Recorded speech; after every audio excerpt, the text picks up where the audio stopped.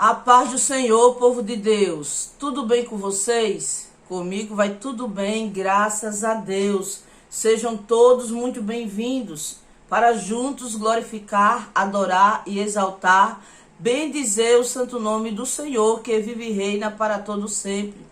Eu quero trazer neste momento para vocês, neste vídeo, uma palavra que você deseja, para você que se deseja aí se firmar com Deus, de uma vez por todas. Você já se desviou, você já tropeçou, você às vezes faz tantas coisas erradas, não é? E nem sabe como viver em santidade com Deus. E eu quero neste vídeo te passar aí 3 dicas de como você pode ser cheio, cheia do Espírito Santo e ter uma vida vitoriosa em nome de Jesus. Mas antes disso, eu quero te pedir que você se inscreva aqui no canal se você não é inscrito.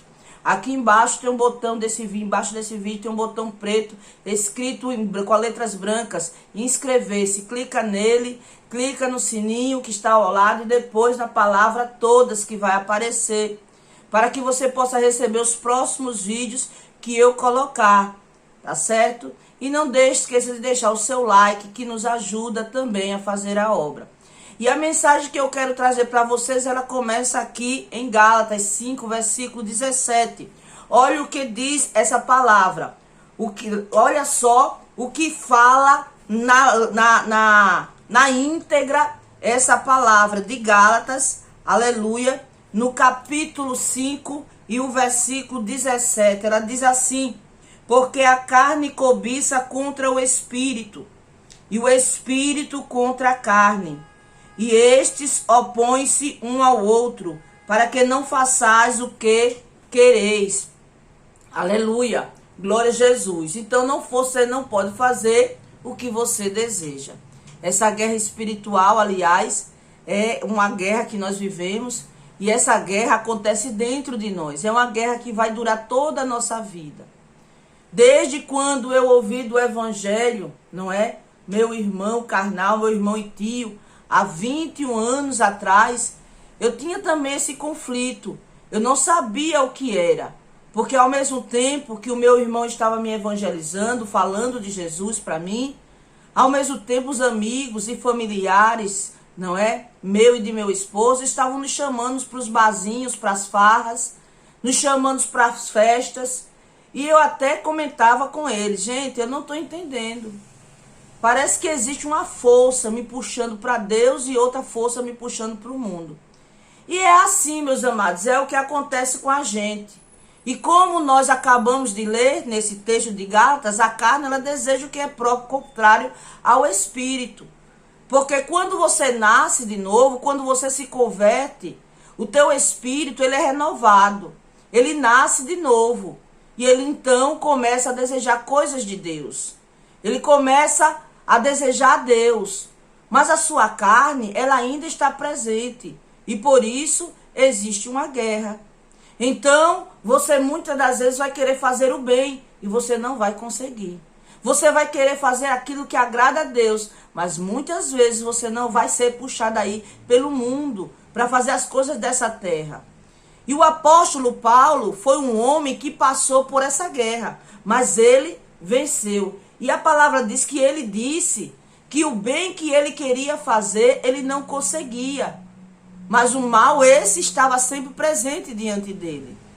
Mas ele completa dizendo que, graças a Deus, por meio de Jesus Cristo, que nos dá a vitória.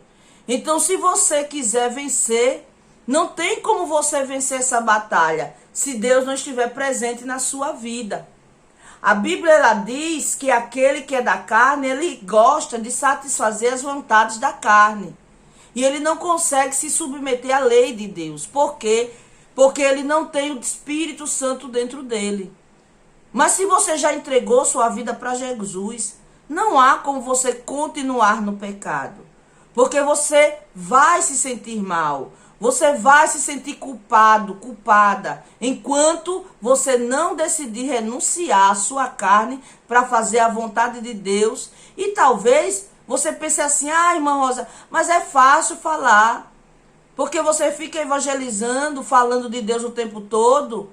Eu tenho que trabalhar, eu tenho que cuidar da minha casa. Mas eu quero te dizer que o apóstolo Paulo era igual a você, igual a mim. Eu sou igual a você. Todos nós somos, né? E todos os homens da Bíblia foram igual a nós. Até mesmo Jesus, que muitas das vezes nós pensamos, mas Jesus é Jesus, né? Jesus era Deus, era impossível chegar ao nível, é impossível, irmão, chegar ao nível de Jesus. Mas eu quero que você saiba que lá em Filipenses capítulo 2 diz que Jesus se esvaziou totalmente de ser igual a Deus. Jesus se tornou homem, se tornou carne igual a mim e a você. Mas Jesus venceu todas essas coisas porque ele era cheio do Espírito Santo. Então eu quero te mostrar 3 coisas, 3 dicas para você também ser cheia aí do Espírito Santo. Porque assim como Jesus, assim como Paulo, assim como eu, assim como nós podemos vencer o mundo e o pecado se nós estivermos na presença de Deus. Não tem outra forma.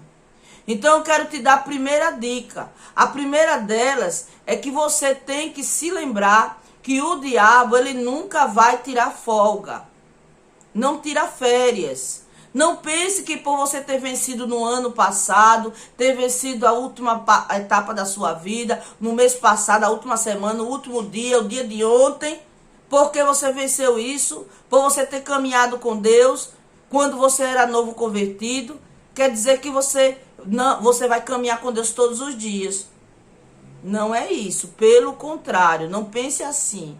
O diabo, Satanás, ele vai tentar de todas as maneiras te afastar do Senhor.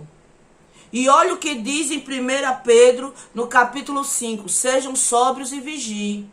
O diabo, o inimigo de vocês, anda ao redor como leão, procurando a quem possa devorar, a quem possa tragar. Então, não se assuste. O diabo, ele está à sua volta, atento a tudo que está acontecendo na sua vida. Principalmente agora que você está em cima do muro. Você estava do lado do inimigo, mas agora você está no caminho de Deus. E o diabo sabe disso. E quando ele olha para você, ele sabe que você tem o sangue de Jesus sobre você. Mas aqui diz que ele anda como? Como um leão, rugindo, buscando a quem possa devorar. E por isso você tem que vigiar. Você tem que ser sóbrio. A Bíblia diz que nós não devemos nos embriagar com o vinho, mas sermos cheios do Espírito Santo. Por que que ele faz essa comparação do vinho com o Espírito Santo?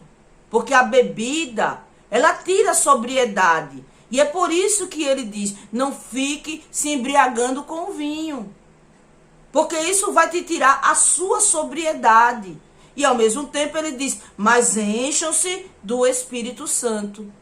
Porque quanto mais você está cheio do Espírito Santo, mais você está atento, atenta. Mais você está em santidade. E com os olhos abertos. Mas quando você se afasta de Deus, você fica cego, cega espiritualmente. Então a primeira dica é essa que eu quero deixar para você. Que você nunca pense que o diabo tirou férias. Que o diabo não quer saber mais de você. E nós devemos ficar atentos, principalmente quando as coisas parecem que vão super bem. E nós não estamos buscando a Deus. Porque quer dizer muitas vezes que o inimigo está nos deixando, na verdade, do jeito que está. Porque ele sabe que daquele jeito você está morno, você está frio. Mas quando você está buscando a Deus, é normal que o inimigo tente contra você.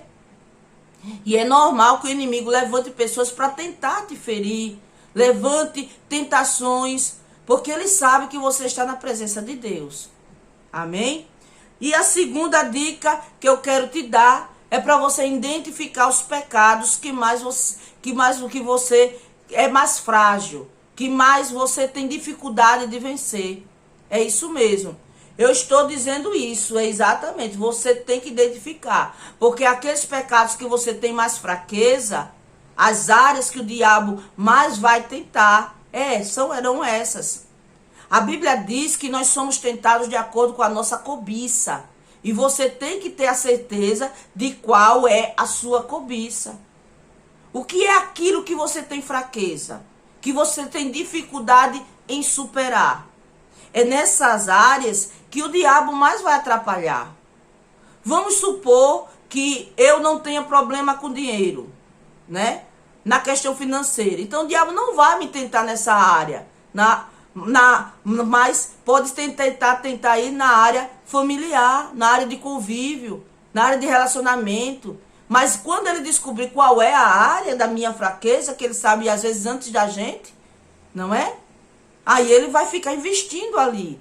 Então você pode saber muito bem quais são as suas fraquezas. E isso vai dar força para você vencer o pecado. Porque você vai criar estratégia para fugir daquele ambiente tóxico que vai lhe proporcionar, facilitar, né, ser um facilitador para tudo aquilo ocorrer na sua vida. Aquelas tentações. Quando o inimigo vier, você já sabe que tem a fraqueza daquela área, então você vai vigiar, dobrado daquela área. Tá certo? Tá entendendo? Eu quero ler uma passagem que está lá em Hebreus, no capítulo 12. Olha o que o escritor diz, meu irmão. Livremos-nos de tudo que nos atrapalha e do pecado que nos envolve com perseverança a corrida que nos é proposta. Aqui nós vemos ele dizendo o seguinte: se você quiser correr a carreira que Deus tem para você, o chamado que Deus tem para você, você tem que se livrar não somente do pecado, mas de tudo que te atrapalha. Há uma outra versão que diz que nós devemos nos livrar dos embaraços dessa vida. Então talvez você pense, mas eu não estou cometendo pecado. Mas talvez o seu namorado, a sua namorada está te afastando de Deus, está te impedindo de buscar a Deus. Talvez a sua esposa, o teu marido, esteja tentando tirar você da presença do Senhor, né? E eu sei que nesse caso, muitas pessoas vão me perguntar: irmã Rosa, mas o meu marido não quer saber de Deus, eu devo largar? Não é essa a questão. Não, a principal ferramenta que você tem em suas mãos é a oração. Você deve pedir ao Senhor, e principalmente você que tem um marido incrédulo, um marido que não busca a Deus. Lá em 1 Pedro, capítulo 3, diz que vocês, mulheres, devem ganhar o seu marido sem palavras, ou seja, através do bom comportamento e não batendo boca. Através, sim, da sua vida com Deus.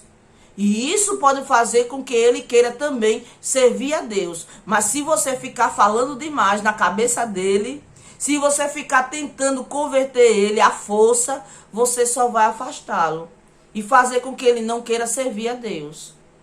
Se você ficar apontando as falhas dele, ele nem quer saber do seu Deus. Então você deve se livrar dos embaraços, tudo aquilo que te atrapalha, e reflita sobre isso, sobre a sua vida. Será que talvez é a site que você está acessando?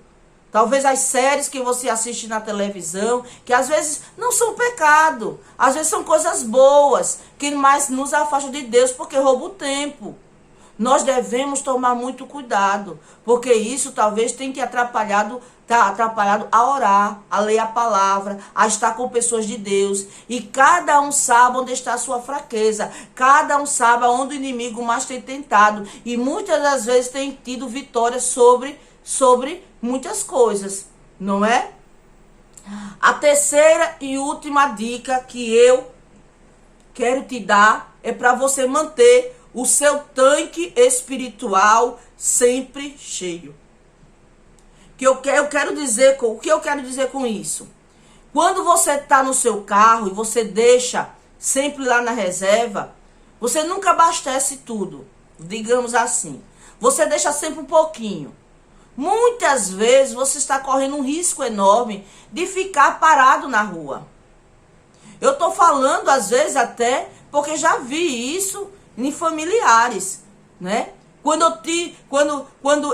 eu me lembro ainda, no tempo que eu e meu marido tivemos um carrinho, né? Quando tivemos o nosso primeiro carrinho, não tínhamos muito dinheiro. E hoje também não mudou muita coisa, não. Mas eu me lembro daquela fase quando tínhamos, porque não temos mais aquele golzinho antigo como a gente tinha. Então, a gente colocava às vezes 10 reais, a gente colocava 5 reais de gasolina, e o nosso tanque estava sempre vazio. E quantas das vezes, eu me lembro como hoje, no dia do meu batismo, o carro parou no meio de uma ladeira. E eu tive que descer no dia de chuva para empurrar. E cheguei lá molhada. Mas até um dia, quando a gente estava numa rua, bem essa rua, dessa ladeira, como eu disse, estava chovendo. Ainda me lembro como hoje, chovendo, numa ladeira, o carro parou, a gente ficou correndo perigo de vida. E a gente, com certeza, foi Deus ali, porque naquele empurra, desce para empurrar. O menino era muito pequenininho ainda, né? E aí a gente teve... E o papai de Emanuela, então, é o menorzinho ainda, era bebê. Tinha 1 aninho, eu acho, de idade. Não poderia ajudar, então era eu mesmo que tinha que empurrar. Mas a gente estava correndo risco. E por isso, meus amados, tem a ver com a nossa, não é? Com a nossa vida espiritual. Porque muitas pessoas ficam correndo perigo de vida. Elas ficam na beira do abismo. Elas pensam, eu não vou pular do abismo, eu não vou cair nesse abismo, mas ela está na beiradinha. Ela sempre pensa. Isso também me fez lembrar o primeiro sonho profético que eu tive quando nasci da fé, quando eu me converti. Ainda não era batizada. Quando eu tive um sonho que eu passava, tinha um senhor na porta, que quando eu chegava ele disse, você demorou, viu? E quando a gente entra por aquela porteira, que ele me leva por um caminho, aí eu vi lá embaixo umas coisas muito floridas, um verde muito bonito, aí vinha um carro em alta velocidade, sabe? Que todo mundo alegre, feliz. Aí eu disse, olha que coisa linda. E eu fui chegando para a beiradinha. Ele disse, não chegue na beirada, você pode cair, eu não posso não te alcançar. Aí eu disse, não, mas olha que coisa linda, tá certo. Me afastei um pouco, mas olhei. Ele disse, não olhe para essa beleza, olha o final onde vai dar. Quando eu vi era um lago de fogo. Mais claro do que isso, qualquer pessoa que nasceu na fé já identificou todo esse sonho, que foi o que aconteceu comigo. Eu entendi perfeitamente. As pessoas eram o mundo indo em direção ao abismo. E eu estava querendo chegar para a beiradinha. Então, às vezes, a gente pensa que não tem nada demais. A gente está na beiradinha, mas a gente não acha que não vai cair. A gente pensa. Não. Mas isso nunca, a gente acha que isso nunca vai acontecer com a gente. Quando se você for conversar com aqueles que caíram, que falharam, que se desviaram, você vai ver que foi porque eles brincaram, acharam que brincaram na beiradinha. Talvez o casal de namorado pense, que tem a gente ficar deitado no colchão assistindo filme? Que tem a gente ficar beijando na porta de casa, o namorado, a namorada de noite, ou dentro do carro? Besteira.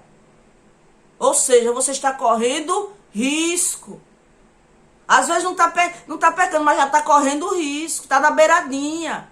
E quando você está dessa maneira, o inimigo pode armar de um jeito que você não vai conseguir resistir à tentação. Ele é astuto. Ele começa dizendo, não tem nada não. E muitas pessoas já vieram falar para mim, irmã Rosa, mas eu sou sempre tentada todos os dias. Talvez seja porque essa pessoa está brincando com fogo. Porque a pessoa que decide romper com o pecado, ela a cada vez mais se distancia. Ela não é tentada todas as horas. Ela não é tentada quando o inimigo acha... que acha que vai investir sempre. Não. Ele dá o bote certeiro como uma serpente.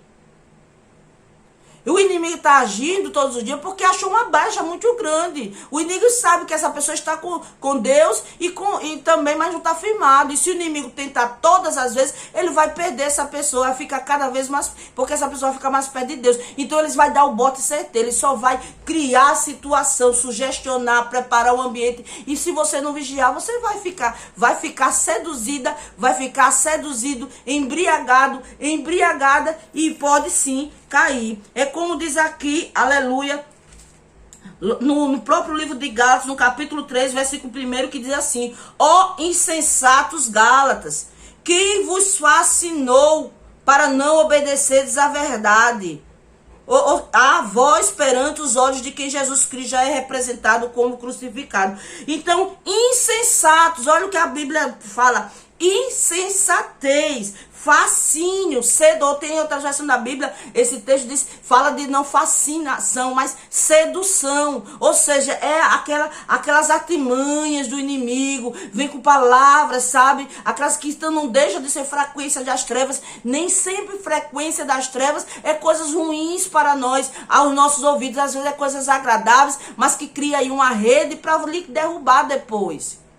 Então o inimigo, né? A Bíblia diz que quando ele foi vencido por Jesus, ele se retirou aguardando uma outra oportunidade.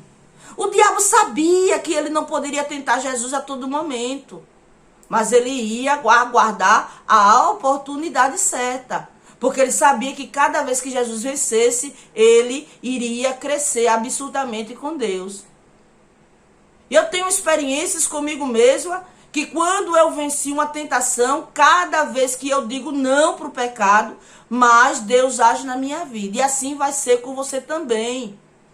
Então faça isso que eu te disse. Cada dia mais seja um vencedor com Deus. Porque cada dia que você diz não para o erro, para a falha, para o pecado, mais você se aproxima, mais você tem de Deus, mais você é cheio e mais o inimigo se enfraquece. É o mesmo que você tropece lá na frente algum dia, mesmo que você peque, porque nós ainda estamos nessa batalha. Mas nunca duvide de que o sangue de Jesus pode te purificar de todo pecado. Não olhe para suas fraquezas. Talvez você vai ficar olhando para aquilo que você fez e você vai se entristecer. Não olhe, mas sempre coloque diante de Deus tudo aquilo que você tem feito. E ele promete te perdoar e te purificar de todo o pecado. Amém? Então, se você gostou, meus irmãos, compartilhe este vídeo aí com seus amigos, né? Nas redes sociais, compartilhe esse vídeo. Nessa seta aqui, tem logo abaixo aqui do vídeo. E como eu disse, inscreva-se no nosso canal se você não é inscrito. Ative esse sininho que está ao lado. E logo após a palavra todas, para você receber todos os avisos aí do YouTube sobre o conteúdo. E lembrando que tem sempre muito conteúdo aqui já para lhe edificar. No mais, meus amados, que Deus te abençoe poderosamente, abençoe sua vida, sua casa, sua família, o seu ministério, em nome do Senhor Jesus Cristo. Essa palavra falou com você, conta aí para mim. Você quer ser cheio do Espírito Santo? Está em busca disso? Essa palavra lhe edificou? Me conta nos comentários. Um forte abraço, beijo está lá no seu coração e até o próximo vídeo.